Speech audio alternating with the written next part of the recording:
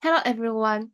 So today it's my great pleasure to share with you my research topic about exploring the experiences of foreign female victims of trafficking in China's Yunnan province, trafficking process, rescue, and follow-up arrangements.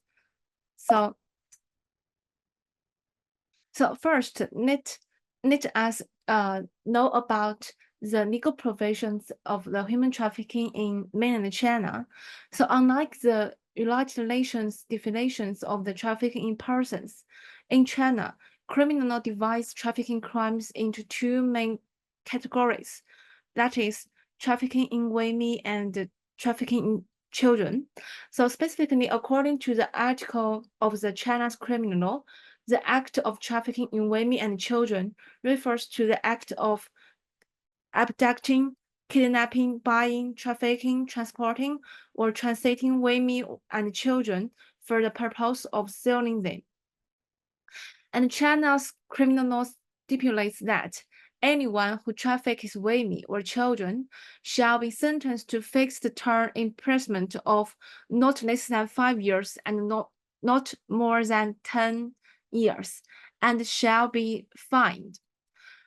Anyone in any of the following circumstances shall be sentenced to a fixed term imprisonment of not less than 10 years of life imprisonment, and shall be fined or have his or her property, confiscated. So these circumstances included that being the leading member of a group that traffics women or children. The second is trafficking three or more women and children, and raping a trafficked woman, enticing or forcing a trafficked woman into prostitution, or selling a trafficking woman to another person to force her engage in prostitution.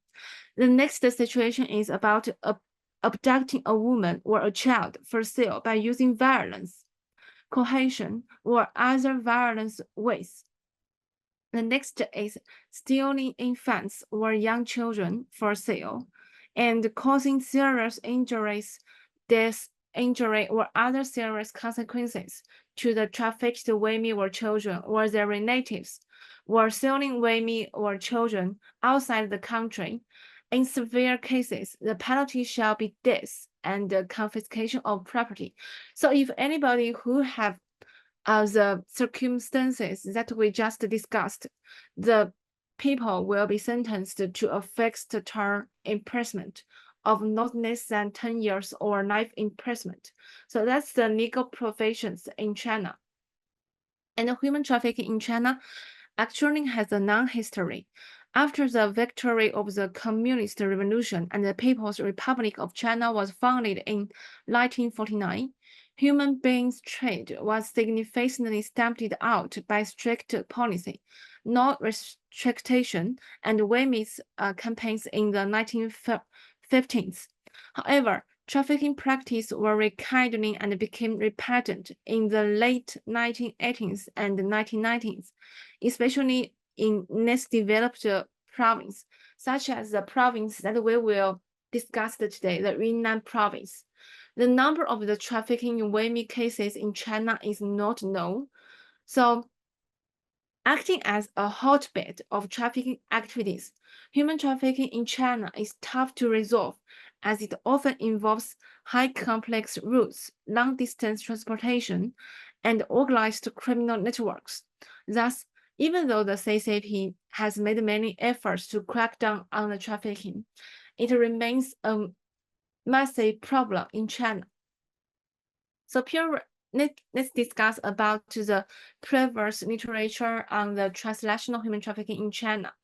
Actually, there is a growing body of literature on human trafficking, especially, for example, in the United States, but little empirical research on the human trafficking situation in China.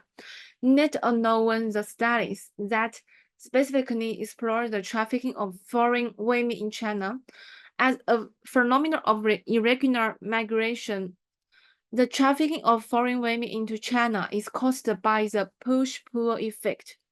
On the one hand, Chinese buyers' demand for buying foreign women has risen against the backdrop of matchmaking culture, gender imbalance as a result of the one-child policy, which is a very unique policy in China in about the 1970s. A decline in marriageable women in rural areas due to the economic development in urban areas, and the rapid growth of the retirement industry in cities.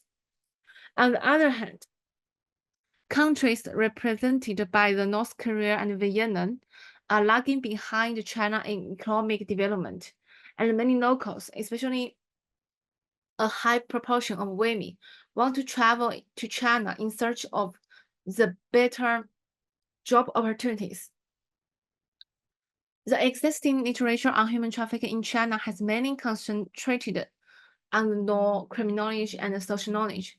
In recent years, a few studies have begun to focus on transnational human trafficking in China.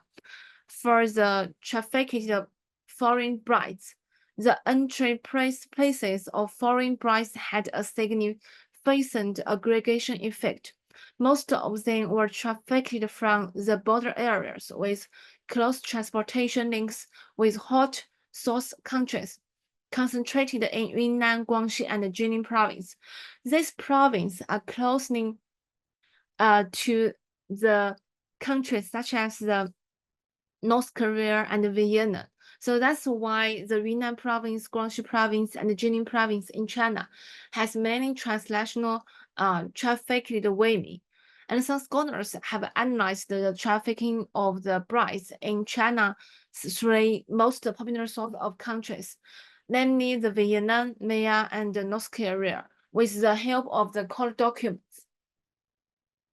So, however, these studies lack a targeted analysis of a representative border province in China and focus on trafficking in women from a particular country.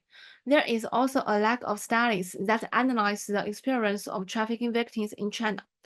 Based on the analysis of about 242 victim statements from the court documents, this study seeks to fill these gaps by addressing three primary research questions. Firstly, what are the main countries from which the victims come, and what are the primary purposes for which they are trafficked? And the second is, what is the trafficking process like? The third is, what exploitation do the victims face during the trafficking process, and how are they rescued? So Yunnan province, situated in southeast west of China, Yunnan province is one of the provinces with the largest ethnic minorities in China and shares borders with Myanmar, Laos, and Vietnam. So due to the historical and cultural influences, Yunnan province and the surrounding countries have a tradition of vetting relatives and intermarriage since ancient times. With the development of the economy and owing to the geopolitical location, Yunnan province in China has had more and more exchanges with foreign countries. Border trade has increased dramatically, and the mobility of the population has become greater. Because of these reasons, Yunnan province has a higher proportion of human trafficking cases than most provinces in China. It is well known that Yunnan province has a position as both a potential source and destination province for human trafficking. The research methodology of this current study, the data are drawn from the court documents on the Chinese judicial website. So the Chinese judicial online website is the only official platform for archiving sentence documents in China. In the past several years, the CCP has requested the court to publish the sentence documents on the Chinese judicial online website. So if the researcher want to learn about the sentence documents, we will learn from the Chinese judicial online website. Our data are mainly derived from victims' statements as recorded in sentence documents, and therefore the completeness of the information relies heavily on the victim's statements. Of course, there are some missing data because the victim's personal statements focus on different aspects. All the cases related to trafficking in foreign women in Yunnan province were selected for this study. The analyzed sample consisted of 142 cases of trafficking in women from 2013 to 2024, involving about 414 54 victims and 242 victim statements. These represent all official trafficking in women cases that occurred in Yunnan province for this period. Upon obtaining the data, content analysis and semantical text analysis are employed to collect and organize the information in the following domains: demographic characteristics of victims, purpose of the trafficking process, type of the exploitation, rescue and follow-up arrangements. So the following PPT are about the results. First is the demographic information of victims. We found that women from Laos and Thailand are trafficked to China through the analysis of court sentence documents, of course, with the largest number of victims coming from Vietnam. About 79.9% victims are coming from Vietnam of all the transnational trafficking victims. And for the primary purpose of trafficking of foreign women, similar to Shah's research, trafficked women from foreign countries were relatively young. This is what we found. And this research indicated that the primary purpose of trafficking of foreign women in Yunnan province broadly include forced marriage, commercial prostitution, and resale, with human trafficking for forced marriage amounting to 89.5%.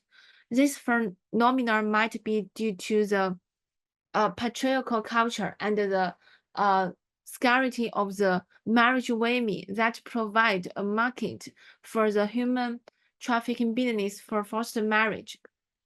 So this is very different from many Western countries that we found that the forced marriage is one of the main trafficking purpose in all the cases. And the second is the reselling. And the third one is the forced prostitution. And for the recruitment strategies, the analysis has revealed that traffickers recruited their victims mainly through the following strategies. That's introduction to employment opportunities, violent means, going on a trip, introduction to high-quality marriages, traffickers pretending to marry the victim, and deception on the grounds that he is an official. For example, I remember that in one case, a trafficker tells the victims that he will introduce a better paid job in China to the victims. So the victims follow the traffickers to the China, but finally she was trafficked. Yes. So traffickers always exploited the victims' frustration with no salaries and limited employment opportunities in their home country. Others played upon the victims' desire to travel and to find a high-quality marriage. Introducing high-quality marriage strategies may be related to China's matchmaking culture. There is a matchmaker in China. So the matchmaker is that actually, for example, the parents are if their children cannot find the suitable partners in their marriageable age, so some parents will try to rely on the matchmaker to tell her that if you could introduce, for example, a bride or a groom to my children, I will give you some money. So that's a business in China, but that is the matchmaker. Matchmaker is totally different with the trafficking business. So when children are unable to find a wife at the proper age, Chinese parents often pay matchmakers to introduce the marriages. Therefore, introducing suitable marriages has become a job in China. Oh, and of all the recruitment strategies, recruitment tactics in the name of job referrals were the most common strategies employed by the traffickers, with the violent methods a close second. So let's say the table three. So about 39.7% people, victims are introduced to are recruited by the introduction to employment opportunities we found that about 25.7% victims are recruited by the violent ways. About 10% victims were recruited by the going on a trip, and about 7.4% victims were recruited to the traffickers by the introduction to high quality marriages, and about 5.9% were recruited by traffickers pretending to marry the victim, and about 3.7% were trafficked by the deception on the grounds that he is an official. Interestingly, we also find that about 7.3% victims were voluntarily going to China to marry. So actually, in some cases, for example, I take one case for example, a woman, she found she found a traffickers in her own country, voluntarily, and tell the traffickers could he brought her to China because she want to marry somebody in China. She do not want to stay her in her own country due to the economic situation. She want to find the jobs and she want the better life in China. So she choose voluntarily going to China to marry by contacting the traffickers by herself. And for the trafficking destination, foreign victims were sold to buyers from about 14 different provinces, including Yunnan province, Hunan province, Henan province, and other provinces. Of all the destination provinces, Yunnan province was the most popular, with about 15.5% of victims sold to buyers in Yunnan province. As Yunnan province is closest to neighboring countries, such as the Vietnam. So it is easy to see why it is the most popular destination, considering the cost and the risk of the transportation. This research also compared the sold prices for victims from the Vietnam and the Maya, and the average prices for victims from Maya was much higher than average prices for victims from Vietnam. So I think we think that the scarcity theory might explain the phenomena, as there were more victims from Vienna than from the Maya. For example, as recorded by the cases, we found that about 218 prices were recorded about the from the Vienna were recorded. However, only 62 Maya victims were recorded in the sentence documents. So we try to explain the difference by the scarcity theory. And like May's previous finding, this study also found that some victims were trafficked and sold more than once, making them vulnerable to secondary victimization. This research summarized the ways in which foreign women are rescued in China and revealed that victims were rescued mainly through self-help, discovery by the police, the buyer calling the police, and the trafficker turning himself in. For example, some traffickers were rescued through the self-help For example, they ask when they found they were trafficked and they were sold to the buyers, they will try to seek the help from the neighboring, and that's how they rescued by the self-help. Of course, there are many victims are discovered by the police. And in China, for the people who want to return to their own country, the Chinese police will help the victims to back their country. Yes, so that's the ways in which foreign women are rescued in China.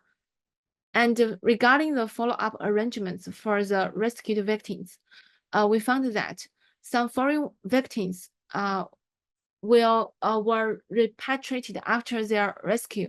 However, for those who wish to stay in the buyer's home, the Chinese public security authorities respected the victims' personal wishes and did not send them to their own home.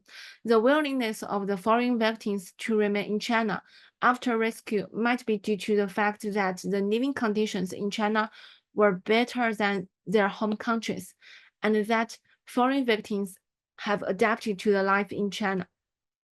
So thanks a lot for your listening. That's my sharing. Thanks a lot. Thank you, Mei Shiking, for this wonderful presentation. So we have time for comments and questions. Please feel free to write them down in the chat box. And for now, May, we have a first question. They say, hello, did you talk to the victims in person? Could you please address that? Yeah. Sorry, could you repeat it again? Because my Yes, website. it says if you talk to the victims in person, like Okay, if you thanks. made interviews or yeah. Yeah, thanks Otto for your questions. In this research, I do not talk to the victims because I use the second materials. I connected the victim statements from the court documents. Yes, they do their statements in the sentence documents. So that means that in the sentence documents, there are the victims' statements. They will talk about their own life in China and, for example, how they were trafficked and where they were from, and how about their sold prices. They are all recorded in the sentence documents. So I connected the information from the court documents. I do not talk with the victims personally. Yeah, thanks a lot for your question.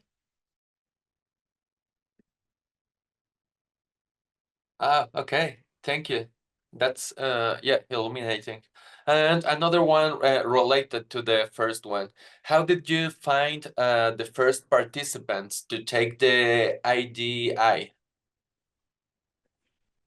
So I guess because I do not talk with the interviews personally, so I do not need to uh if I understand your questions clearly correctly, because I use the second hand materials, so I do not need to take their ID because all of their informations were recorded in the sentence documents. There is one very official platform for archiving the sentence documents in China. All of the sentence documents from the court will be published in that website. So I find the materials and the information from that website. I do not talk with the victims. Yeah. Oh yeah, awesome. Thank you for the clarification. I guess this is an issue more related to access to the archives, right? To the files and yeah, how to deal with that. Uh, Yeah, please go ahead. Sorry. Do you mean how to find the website or not? Oh, no, no, no. I was just telling, it sounds so interesting. How do you approach the archives to find the files and the testimonies and everything? Yeah. It's a great work. Yeah. Okay, okay. Um, Okay, yeah, so I guess with this final comment, we can close the panel. yeah. Thank you so much to our presenter and to all the attendees to be here. And yes, we can take a short break, about 10 minutes. Feel free to join us in our any of our next sessions. Thank you for everything and enjoy the rest of the conference. Okay, thank you very much. Thanks a lot Thank you. for your working. See you. Bye bye. Bye.